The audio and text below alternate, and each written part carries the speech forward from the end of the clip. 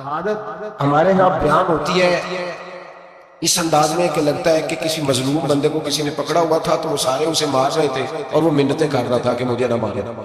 اتنی ہائے ہائے کی جاتی ہے کہ محسوس ہوتا ہے کہ امام علی مقام بڑے پریشان تھے کہ کسی طریقے سے، اور ان کا خاندان بڑا تکلیف میں تھا کہ جلدی کہیں کربلا سے نکل جائے. حالانکہ اس دھرتی پہ، اس کائنات پہ صبر، شجاعت، استقامت اور حوصلہ جس سے کائنات سیکھے گی وہ صرف امام حسین ہی ہے. اتنے بڑے صابر آدمی کے بارے میں اس طرح کا رویہ اختیار کرنا کہ وہ تو گویا اس طرح کر رہے تھے کہ بس کسی طریقے سے میری معاذ، تو یہ امام حسین کی مظلومیت سنا کے لوگوں کو اس طرح کا کر دیا جاتا ہے. یہ انداز بتایا جاتا ہے کہ شاید واقعہ کربلا رونے دھونے کا نام ہے، حالانکہ بات یہ نہیں ہے. یزید کی لشکر جو امام حسین کے مقابلے میں آیا، امام حسین کے لشکر کی تعداد 72 تھی تو یزید نے 22,000. مجھے بتائیے 72 کا 22,000 سے کوئی مقابلہ ہوتا ہے؟ عمر بن سعد نے پھر عبید اللہ ابن زیاد کو لکھا کہ 22,000 بندے تھوڑے ہیں، کچھ بندے زیادہ بھیج. تو عمر بن سعد کو عبید اللہ ابن زیاد کہنے لگے کہ تو پاگل تو نہیں ہو گیا، 72 کے لشکر کا 22,000 بھیجا اور کتنا بھیجو؟ تو اس نے کہا تمہیں یہ نہیں پتا یہ لوگ کون ہیں؟ یہ مولا علی شیر خدا کی اولاد ہے. ان میں ایک ایک شخص ایسا ہے جو 1,000 کے مقابلے میں لڑنا جانتا ہے. تو یہاں کمزوری دکھائی جاتی ہے. ہمارے بچے سمجھنے لگے ہیں کہ یہ شاید کوئی ایسی داستان ہے، اور اس طرح کا ماحول ٹی وی پہ میں دیکھ رہا تھا، اس طرح کا ماحول بنایا جاتا ہے جیسے کوئی خوف ہے. یعنی واقعہ کربلا کوئی ایسا واقعہ جسے دیکھ کے خوف طاری ہو جائے، بچے راتوں کو ڈرے.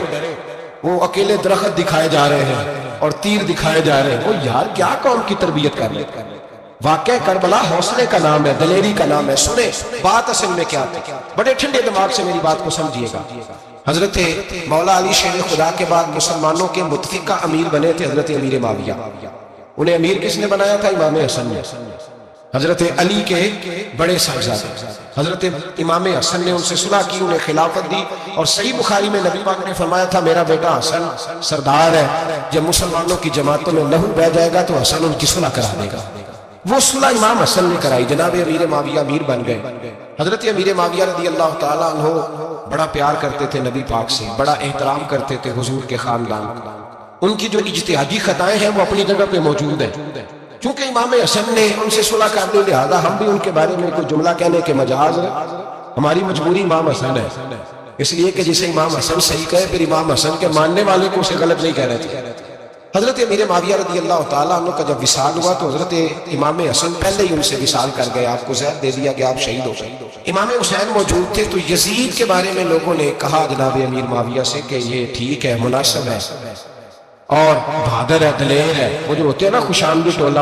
تو حضرت امیر معاویہ کے گرد بھی کچھ ایسے لوگ تھے، انہوں نے آپ سے کہا کہ یزید کو نامزد کر دے. تو آپ نے یزید کو بلایا، حوالہ مجھ سے دیکھ لیجئے گا. بلا کے فرمایا کہ 3 بندوں کے سامنے اپنی خلافت پیش کرنا، اگر وہ تجھے مان جائے تو امیر بن جانا، نہ مانے تو چپ کر کے گھر بیٹھ جانا. وہ 3 بندے کون ہیں؟ جناب عبداللہ ابن عباس، حضرت عبداللہ بن زبیر اور امام حسین رضی اللہ تعالیٰ. یہ وصیت فرمائی جناب امیر معاویہ.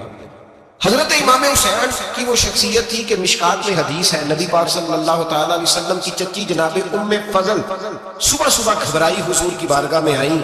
عرض کی یا رسول اللہ صلی اللہ علیہ وسلم آج میں نے عجیب خواب دیکھا ہے، میں ڈر گئی ہوں. حضور نے فرمایا چچی کیا دیکھا؟ عرض کی حضور میں نے دیکھا ہے کہ آپ کے وجود کا گوشت کا ایک ٹکڑا کٹ کے میری جھولی میں آ گیا.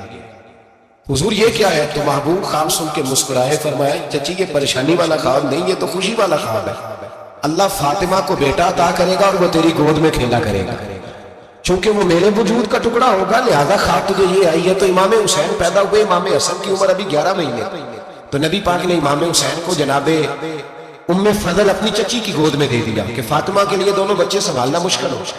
وہ خواب اس طرح پوری ہوئی. امام حسین سے حضور نے بڑا پیار کیا، بڑی محبت فرمائی نبی پاک سے. کچھ حدیثیں میں نے جمعے میں عرض کی تھی. حضرت ابو ہریرہ رضی اللہ تعالیٰ عنہ کہتے ہیں یہ واحد بچہ تھا حضور کے گھرانے کا کہ میں نے دیکھا کہ نبی پاک صلی اللہ علیہ وسلم بیٹھے تھے تو یہ حضور سے کہہ رہے ہیں نبی پاک کہ نانا جی اٹھ کے کھڑے ہو. کہتے ہیں حضور کھڑے ہو گئے تو کہنے لگے میں نے آپ کے برابر جانا ہے. بچے جو مرضی ضد کر لیتے ہیں نا. قد چھوٹا تھا، عمر 7.5 سال تھی. کہنے لگے نانا میں نے برابر جانا ہے. تو نبی پاک صلی اللہ علیہ وسلم نے ہاتھ پکڑ لیے، فرمایا چل پھر ہو جا برابر. تو حضرت ابو ہریرہ کہتے ہیں انہوں نے حضور نے ہاتھ پکڑے، اوپر کھینچا تو امام حسین نے پہلے اپنے پیر حضور کے گھٹنوں پہ رکھے، پھر نبی پاک کے سینے پہ رکھے، اور جب ان کا قد سر تھوڑا سا حضور سے اونچا ہو گیا تو محبوب فرمانے لگے چل بس کر، تو نے تو کہا تھا آپ کے برابر ہونا ہے، تو اوپر نکل گیا ہے، چل بس کر۔ فرماتے پھر امام حسین نے زبان باہر نکالی تو محبوب ان کی زبان چوسنے لگے، پھر سانس لٹا لیا اور انہیں سونگنے لگے۔ تو میں نے عرض کی حضور آپ حسین کو سونگتے کیوں ہیں؟ تو فرمایا ابو ہریرہ مجھے حسین کے وجود سے جنت کی خوشبو آتی ہے، مجھے حسین کے وجود سے جنت کی۔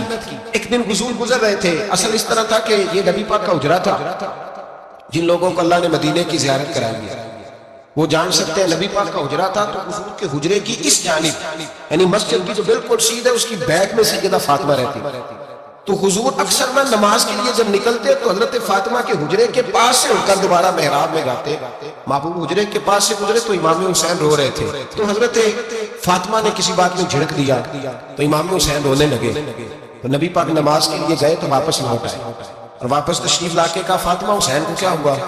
عرض کی یا رسول اللہ تنگ کر رہے تھے میں نے ڈانٹ دیا ہے۔ کیا خوبصورت جملے ہیں حدیث پاک میں، سرکار نے فرمایا فاطمہ اس کو حسین کو نہ رونے نہ دیا، یہ جب روتا ہے نا تو میرے دل کو تکلیف ہوتی ہے۔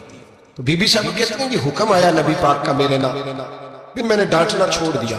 یہ ان کے فضائل تھے، ان کی تربیت خود نبی پاک نے فرمائی، خود ڈیوٹی۔ میں کسی منطق کا میں اب تو اللہ تعالیٰ معاف کرے، پہلے ہم لوگوں کو کہتے تھے فلانی مجلس میں نہ جانا فلانی، اب تو مصیبت بن گئی ہے، جانے کی ضرورت نہیں، ہر شے موبائل میں آ گئی۔ مجھے بھیجتے ہیں کہتے ہیں حضرت صاحب یہ ذرا سننا، یہ ذرا سننا۔ کل کراچی سے کچھ مہمان آ گئے اور بچوں نے وہ کلپ سنبھال کے یہ مولوی دیکھو کیا کہتا ہے، اب آیتیں پڑھی جا رہی ہیں قرآن پاک میں، اتنا ٹکڑا یہاں سے لیتے ہیں اتنا ٹکڑا یہاں سے لیتے ہیں اور ملا کے پتہ نہیں کون سا مکسچر بنا رہے ہیں، کسی آیت کا ترجمہ نہیں، کوئی واضح حدیث نہیں، ایسے ہوا ہوگا پھر اس کو اس سے جوڑنے تو کیا بنتا ہے، اتنی جمع کر۔ یہ کون سا دین ہے جو توڑ مروڑ کے بیان کر رہا ہے؟ کون سا مذہب ہے؟ دین تو واضح کھلی کتاب ہے۔ اب ہمارا یہ شوق ہے، ہم ہر تماشا دیکھنا چاہتے ہیں، ہم اپنے لوگوں کی قدر نہیں کرتے اور بڑی بڑی دور جا کے ہم غلط معاملات میں جاتے ہیں، پھر ذہن ہمارے شکوک کا شکار ہوتا ہے۔ ہمیں سمجھنا چاہیے کوئی ایسی کسی دلیل کی ضرورت نہیں ہے، جب ان کے واضح چیزیں ان کی کتابیں موجود ہے، حدیث میں موجود ہے، قرآن مجید میں ان کے فضائل کھول کے موجود ہے، تو دور جانے کی کیا ضرورت؟ حضور ان کی ٹریننگ کراتے تھے۔ پہلی بات تو یہ ہے کہ نبی پاک نے دعا مانگی تھی، یا اللہ میرے گھر والوں کو زیادہ روزی نہ دینا، انہیں ایک وقت روٹی دینا، ایک وقت کی بھوک دینا۔ یہ جو 10 دن کربلا میں انہیں ٹینشن نہیں نہ ہوگی، انہیں عادت تھی فاقہ کرنے، انہیں 3 دن وسیع روزے رکھنے کی عادت تھی، پہلی بات۔ دوسرا یہ کہ جہاد کی تربیت حضور خود کراتے۔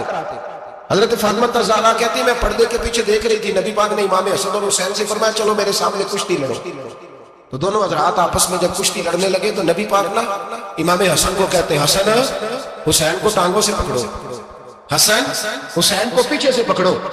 جب نبی پاک بار بار امام حسن کو بتا رہے تھے تو سیدہ پیچھے سے بول پڑی، کہنے لگی یا رسول اللہ آپ چھوٹے کو بتائیں، آپ بڑے کو بتا رہے ہیں، بڑا تو پہلے 11 مہینے بڑا ہے، تو آپ چھوٹے کو بتائیں بڑے کو بتا رہے۔ تو فرمایا فاطمہ تو چپ کرنا، جو میں دیکھ رہا ہوں تو نہیں نہ دیکھ رہے، ایک کو میں بتا رہا ہوں دوسرے کو جبریل امین بتا رہے ہیں۔ تو یہ حضور نے اپنے سامنے ان کی تربیت کی، ٹریننگ۔ ہوا یہ کہ یزید جب امیر بنا نا، 2-3 چیزیں ہوتی ہیں جب کسی بندے کو قابو کرنا ہوتا ہے، 2-3 4-5 چیزیں ایسی ہوتی ہیں جس سے بندہ قابو آتا ہے۔ تو اس نے بھی فوری طور پہ یزید نے دیکھا میرے لیے مسئلہ کیا بن سکتا ہے۔ ولید بن عتبہ اس وقت مدینے کا گورنر تھا، یزید نے اس کو خط لکھا کہ امیر عرب کا رواج آج بھی ہے کہ جب تک نئے خلیفہ کی بیعت نہیں ہو جاتی پرانے کے انتقال کی خبر ہی نہیں دیتے، اس کو رکھے رکھتے ہیں، یہ ان کا طریقہ ہے۔ وہ کہتے ہیں کہ ولی عہد اچھی طرح قبضہ کر لے پھر بتائے۔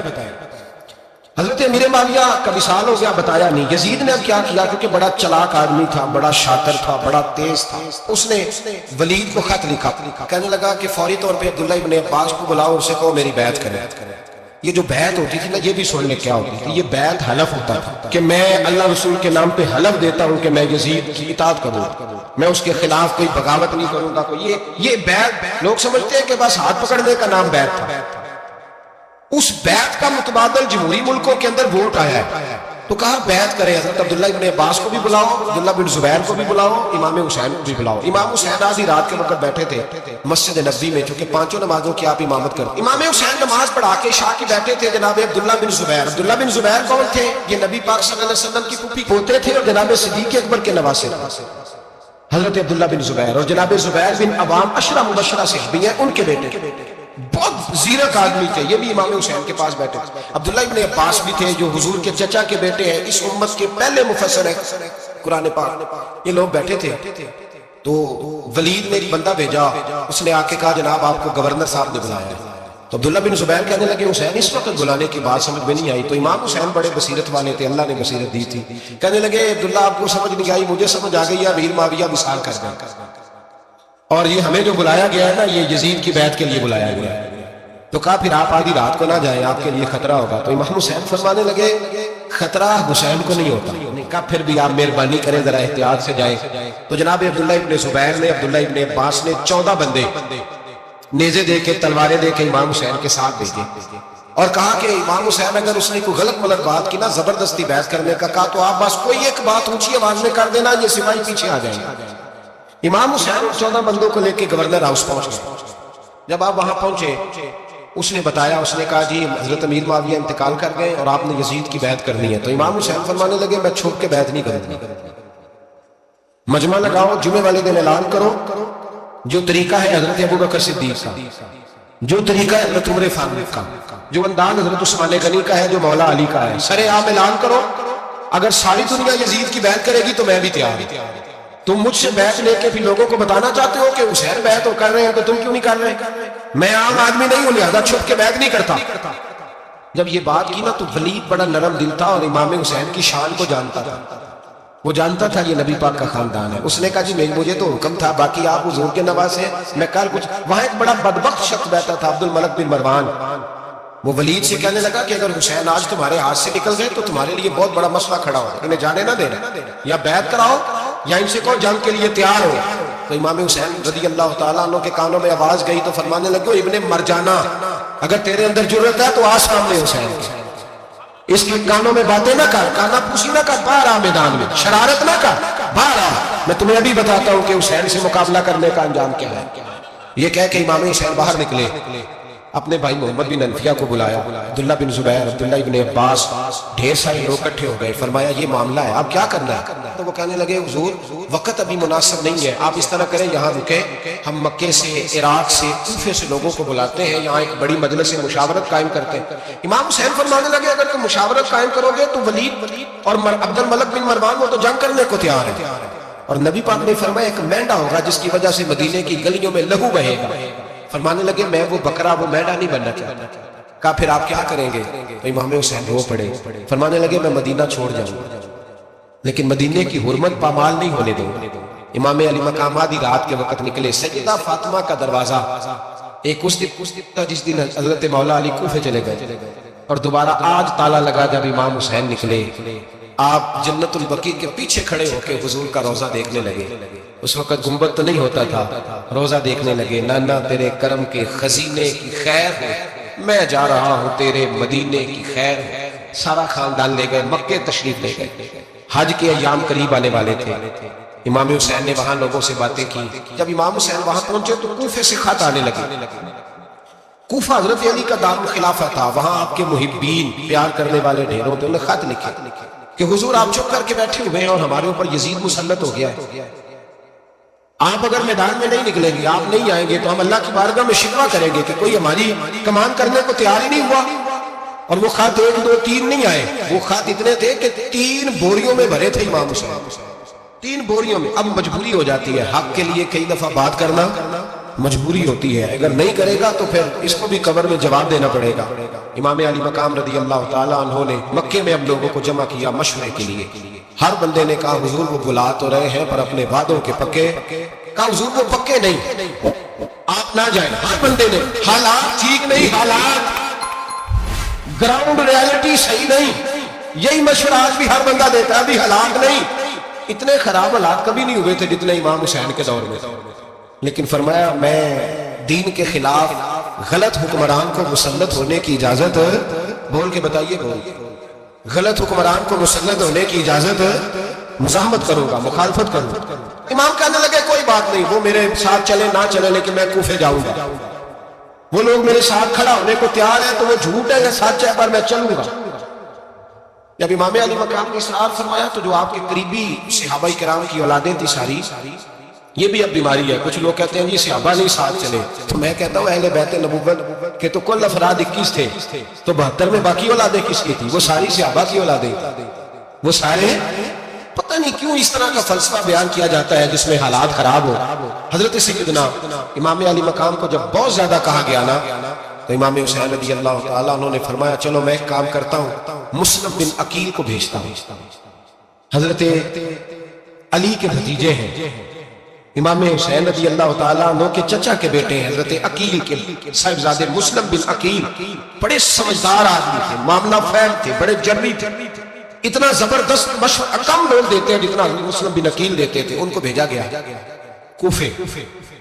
اب اس میں بڑی تفصیل ہے, وہ اپنے 2 بچے بھی لے گئے. جب وہ کوفے پہنچے نا, تو کوفے پر جناب نعمان بن بشیر کی حکومت تھی.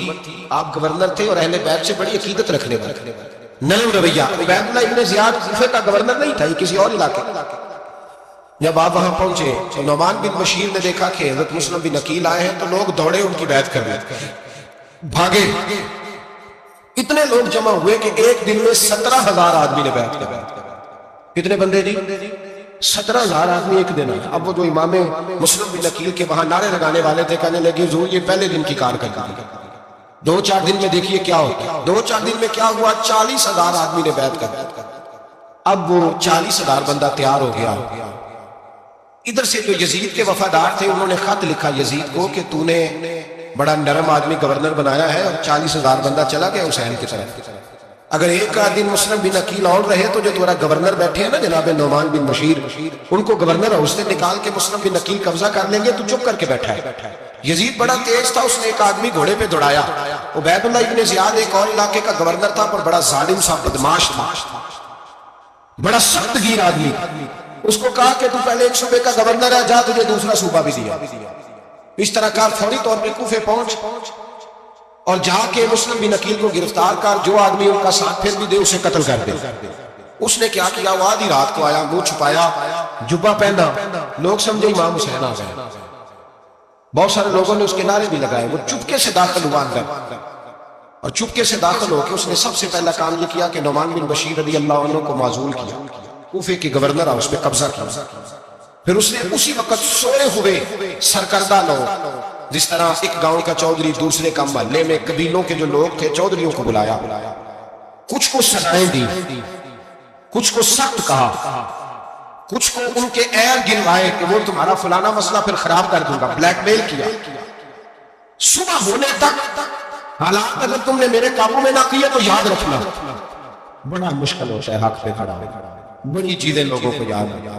اللہ جل پہلے کچھ ہوتا ہے, بعد میں معاملہ کچھ ہوتا ہے. حضرت مسلم بن عقیل کے ساتھ جس دن عبید اللہ ابن زیاد آیا 40,000 کا لشکر تھا. اگلے دن صبح ہوئی, اگلے دن یہ حال ہو گیا کہ آپ جب کوفے کی جامع مسجد میں ظہر کی نماز کے لیے گئے تو 5-7 ہزار آدمی نماز پڑھ گئے.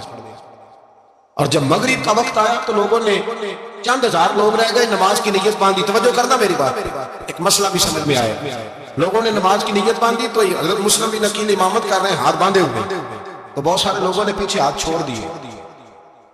ایک بندے نے دوسرے سے پوچھا وہ ہاتھ کیوں نہیں باندھتے؟ کہنے لگے اگر عبید اللہ ابن زیاد کے کسی بندے نے دیکھ لیا نا, ہم اسے کہیں گے ہم تو نماز پڑھ ہی نہیں رہے تھے, ویسے ہی کھڑے تھے, ہاتھ ہی نہیں باندھے سیدھے.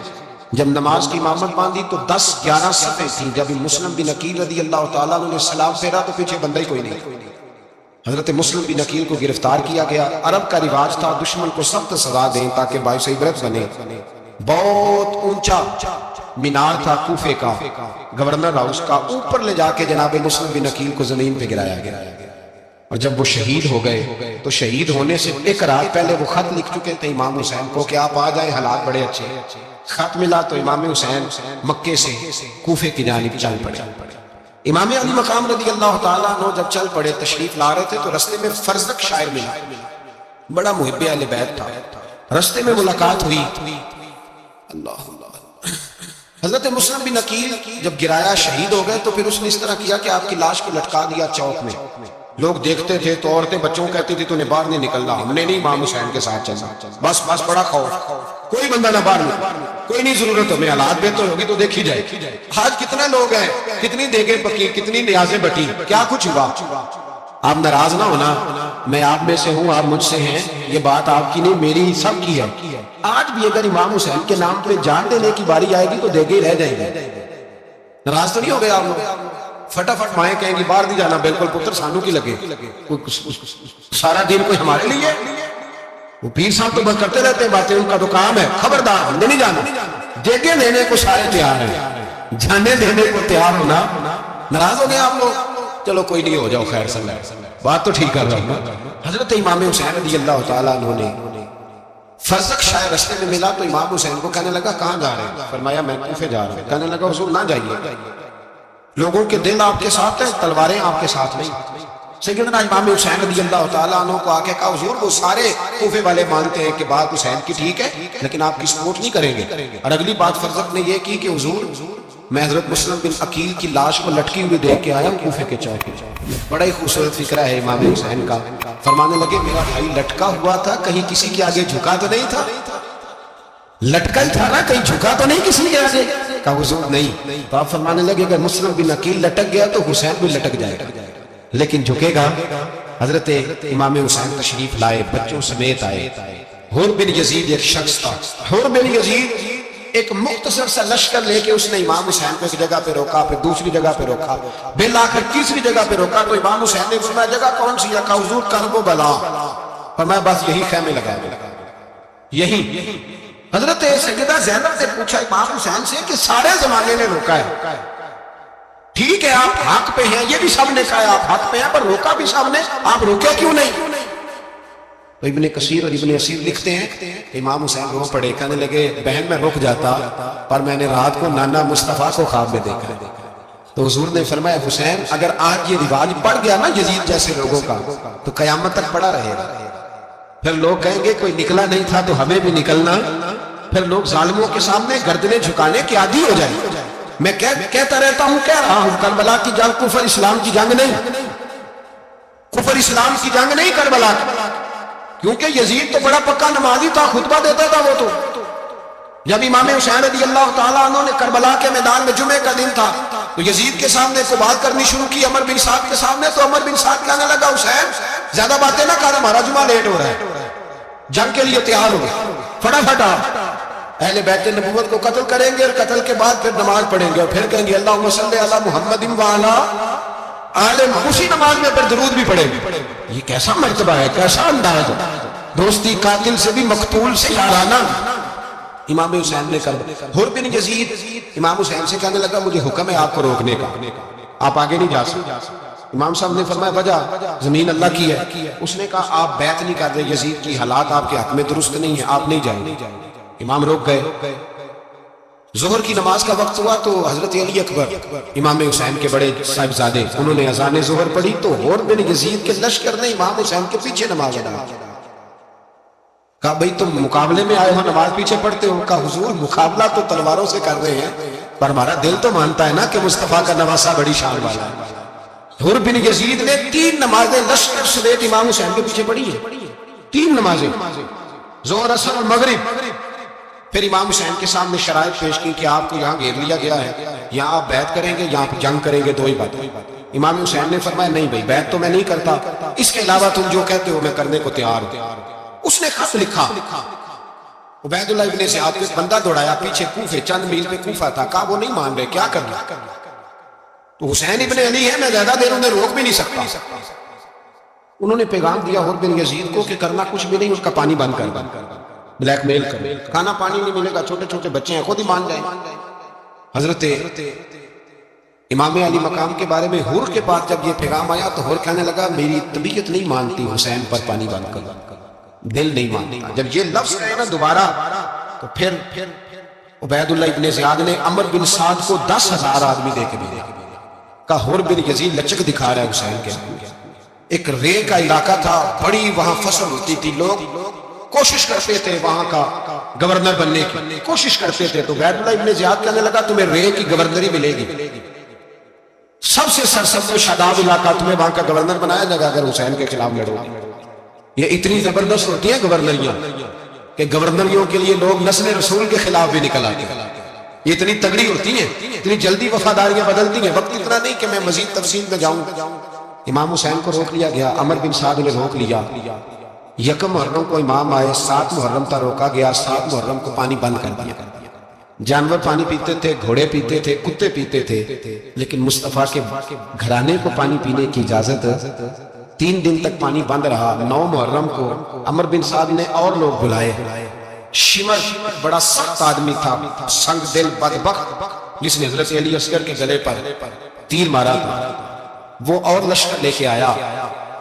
رات کو کہنے لگا امام حسین رضی اللہ تعالیٰ عنہ سے کہ بس بڑا ہو گیا، یہ 9-10 محرم کی درمیانی رات، یہاں آپ جنگ کریں گے یا آپ بیعت کریں گے، 2 ہی باتیں۔ امام حسین اندر گئے، سیدہ زینب سے مشورہ کیا، باہر آئے، فرمایا بات وہی ہے جو پہلے دن والی۔ امام حسین رضی اللہ تعالیٰ عنہ نے فرمایا بھائی بیعت تو میں نہیں کرتا، باقی جو تمہارا فرمان۔ شمر اور ابن سعد کہنے لگے جنگ کے لیے تیار ہو جائیں۔ کیا انداز ہے امام حسین کا، فرمانے لگے کل جنگ کروں گا، مجھے پتا تو ہے جنگ کا نتیجہ کیا نکلنا ہے، ایک رات مجھے دے دو تاکہ میں کھل کے اپنے رب کی عبادت تو کروں۔ حسین نے جانا ہے، مجھے پتا ہے کل رزلٹ 72 اور 22,000 کا کیا، ایک رات مجھے دو، میں مالک سے راز نیاز تو کروں، میں گویا اس سے پوچھوں تو صحیح کہ مالک میرے والد بھی شہید ہیں، بھائی بھی شہید ہیں، نانا کو میں دکھوں میں دیکھا ہے، تو اب میری باری ہے تو مالک میں حاضر ہوں، مجھے موقع تو دو، اس لیے کہ میرے نانا نے بدر میں بھی ساری رات عبادت کی تھی، صبح مجھے موقع دو۔ اور دنیا کا اصول ہے جب کوئی موقع مانگتا ہے تو دیا جاتا ہے۔ یہ دونوں کہنے لگے کوئی موقع نہیں۔ حر بن یزید پیچھے سے بولا، کہنے لگا نہیں، بدتمیزی نہ کرو، حسین کو موقع دو، تمہیں دینا پڑے گا۔ موقع دیا۔ حر بن یزید نے پھر منت کی، کہا حضور آپ مہربانی کریں مان جائیں۔ فرمایا ماننے والا کھاتا کوئی نہیں، یہ بڑا مشکل کام ہے بھائی، ضمیر کا سودا اب تو عام ہو گیا، بازار لگتے ہیں، ریٹ لگتے ہیں، اپنی اپنی چاہتوں پہ لوگوں نے اپنے اپنے انداز سجائے ہوئے ہیں۔ کوئی آدمی بس اچھے طریقے سے نام لے لے تو بس ہم اس کے پیچھے چل جاتے ہیں، اب تو عام ہو گیا یہ معاملہ۔ امام حسین نے فرمایا ہو ہی نہیں سکتا، ممکن ہی نہیں ہے۔ ساری رات عبادت میں گزری، ریاضت میں گزری، تہجد کا وقت ہوا تو گھر والوں کو بلایا، فرمایا دیکھنا تمہاری سی کی آواز نہ باہر آئے، خبردار سی کی آواز نہ آئے۔ اور امام زین العابدین سے فرمایا تو بیمار ہے، تو جہاد نہیں کرے گا، لیکن خیال رکھنا پیچھے۔ اور بڑی قیمتی بات بتا رہا ہوں، ہماری بیویاں کسی کے گھر میت ہو جائے تو 4 دن بخار نہیں اترتا۔ امام علی مقام نے سیدہ زینب سے فرمایا تو بڑی ہے، میری بہن ہے، پیچھے سارے بچے ہیں، جوان ہیں، ان کے حوصلے تیری ذمہ داری ہے۔ صبح جنگ کا طبل بجنے لگا، فجر کی نماز پڑھی، سورج چڑھا، 10 محرم کا دن، جمعے کا وقت، جناب سیدنا امام حسین رضی اللہ تعالیٰ عنہ نے ریت پر سجدے کیے، لمبے سجدے، لمبی نماز، سورۃ الشمس کی آیات دوسری رکعت میں پڑھی تو سارا کربلا گونجنے لگا۔ کیا انداز تکلم تھا امام علی مقام کا۔ نماز مکمل ہوئی تو حر بن یزید، عمر بن سعد اور شمر سے کہنے لگے واقعی حسین سے لڑو گے؟ پتہ نہیں کون ہے؟ قُلْ لَا أَسْأَلُكُمْ عَلَيْهِ أَجْرًا، تم نے نہیں پڑھا؟ إِلَّا الْمَوَدَّةَ فِي الْقُرْبَى، تمہاری آنکھیں بند ہیں، الحسن والحسین سید الشباب اہل جنہ، تمہیں نہیں پتا؟ کہنے لگا چپ کر، حکومت نظر آ رہی ہے۔ اور بن یزید کہنے لگا پھر میرا بھی فیصلہ سنو، مجھے حکومت نہیں چاہیے، مجھے جنت چاہیے۔ حکومت نہیں چاہیے، امام حسین کی پہلی فتح دیکھیں، اور بن یزید ایڑی لگا کے نا یزید کے لشکر سے نکل کے امام حسین کے لشکر میں شامل ہو گئے، اور پہلا شخص جس نے امام حسین کو روکا، امام حسین کے نام پر پہلا سر بھی اسی شخص نے کٹایا۔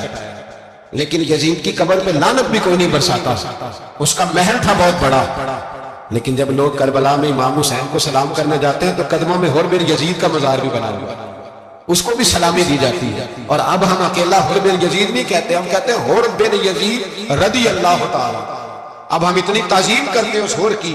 جناب امام حسین کو میدان میں کھڑا کیا گیا، جہاد کا طبل بجا، پہلے خدام آئے، اور سن لو آج وہ پتہ نہیں بازاری سے لوگ چڑھ گئے اسٹیجوں پہ، بازاری سے، نہ چہرے پہ داڑھی ہے نہ سر پہ کوئی کپڑا ہے، بازاری لوگ ہیں، بھاگ رہے ہیں، بازو چڑھائے ہوئے ہیں، بٹن کھولے ہوئے، تماشا بنا۔ سننے والوں کا بھی اللہ ہی حافظ ہے، وہ سٹیج پہ اہل بیت کی شان بیان کرتا ہے، بھاگ کے ادھر جاتا ہے، یہ کوئی طریقہ ہے؟ سننے والوں کا بھی عجیب انداز ہے، ہر بندے کو سننے بیٹھ جاتے ہیں۔ دین مہذب ہے، تہذیب والا ہے، دلائل رکھتا ہے، دین وقار رکھتا ہے، ایسے لوگ دین بیان کریں۔ حضرت سیدنا امام حسین رضی اللہ تعالیٰ عنہ کو جب جہاد کا وقت آیا، پتہ کون کون تھے کربلا میں؟ امام حسین کے ساتھ امام حسین کے 4 بھائی تھے کربلا میں۔ کتنے؟ بول کے بتائیں. حضرت علی کے 4 بیٹے، عباس بن علی جن کو حضرت عباس کہا جاتا ہے نا، علمدار، یہ حضرت علی کی دوسری زوجہ میں سے. عباس بن علی بھی تھے اور ابو بکر بن علی بھی تھے، عمر بن علی بھی تھے، عثمان بن، یہ حضرت علی کے بچوں کے نام ہیں.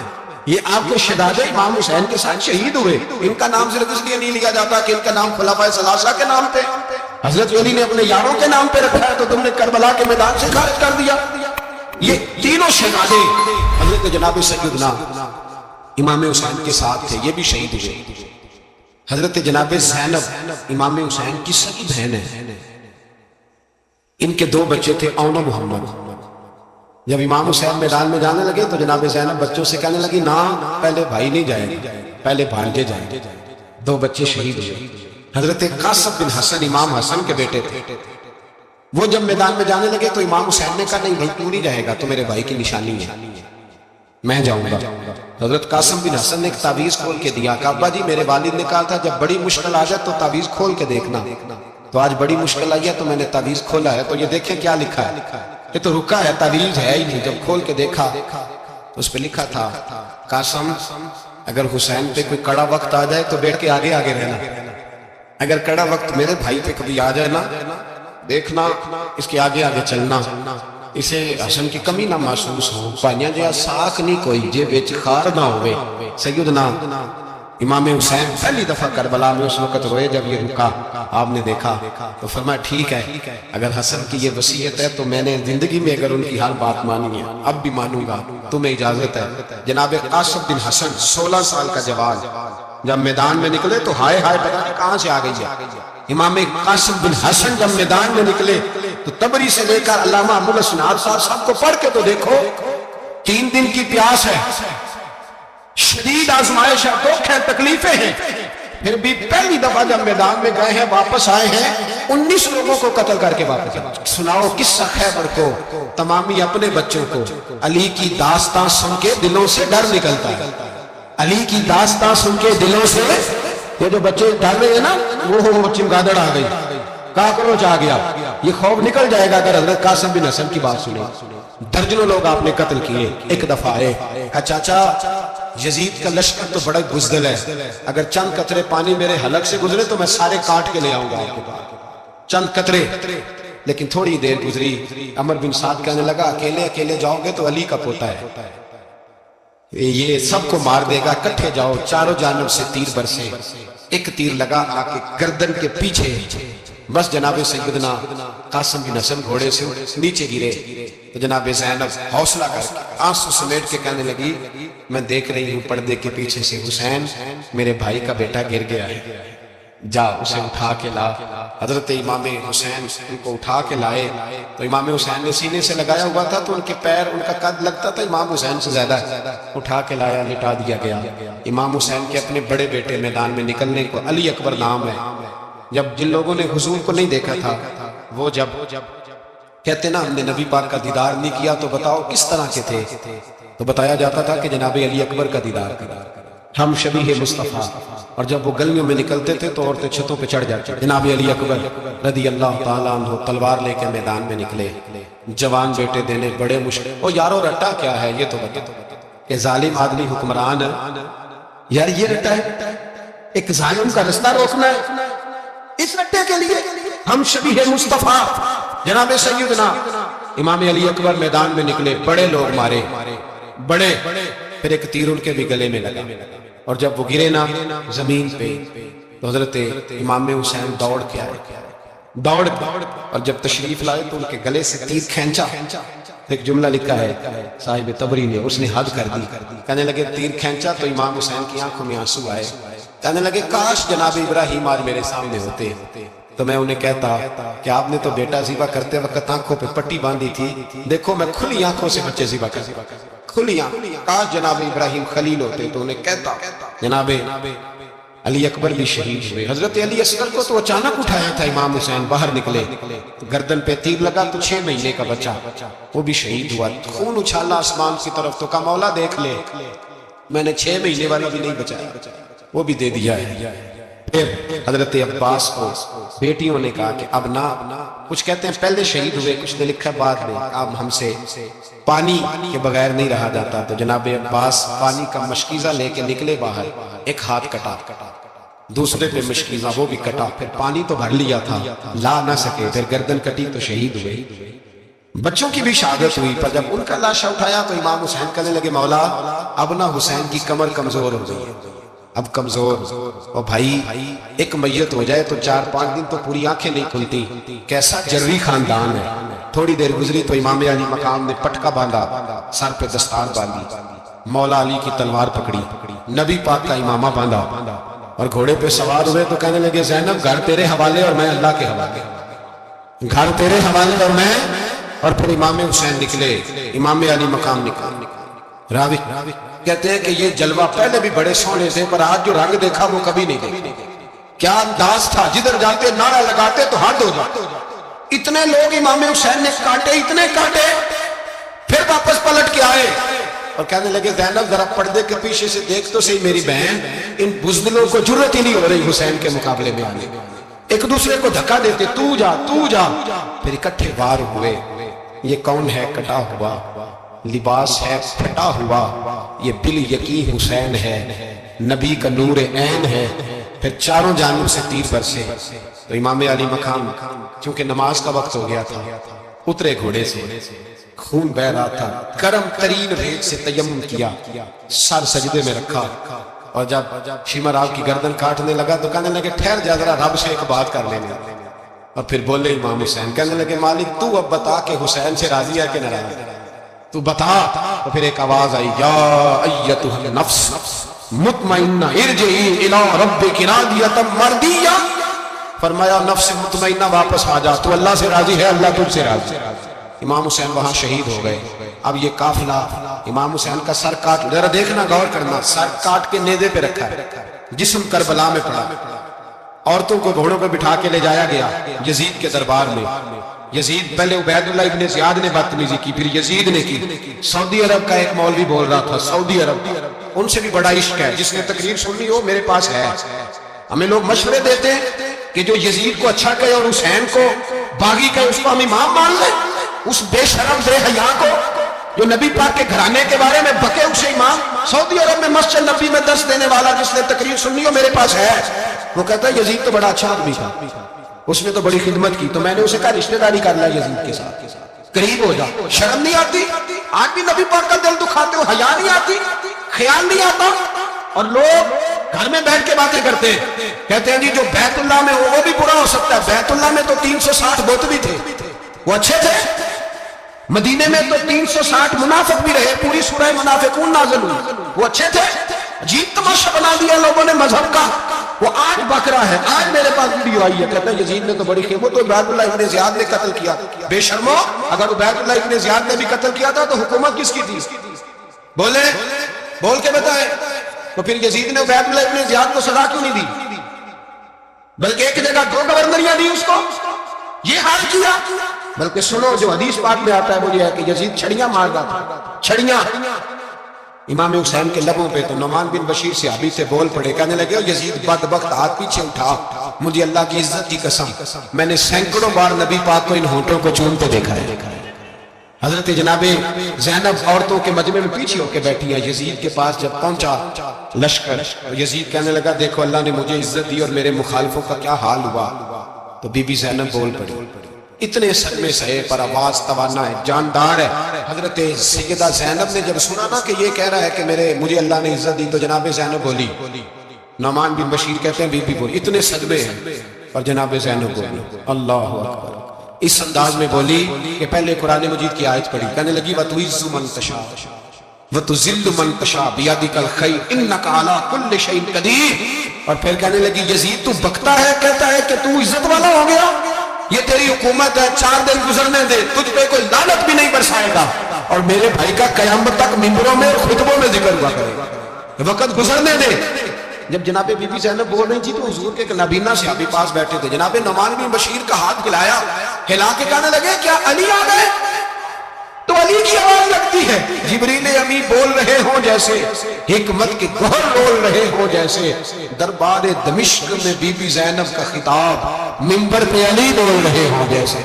میرے بھائی بس کربلا والا قافلہ تو مدینے پہنچ گیا، 3 سال یزید نے حکومت کی، شرابیں عام ہو گئی، مکے پہ حملہ ہوا، خانہ کعبہ کا غلاف جلا، مدینے پہ اس نے حملہ کیا، 3 دن مسجد نبوی میں اس نے گھوڑے باندھے، مسجد نبوی میں صحابہ کو نکال کے اپنا اس نے امام مقرر کیا، لیکن پھر امت نے اسے قبول نہ کیا، پھر وہ رسوا ہوا اور آج تک وہ رسوا ہے، لیکن امام حسین کا نام کل بھی زندہ تھا اور آج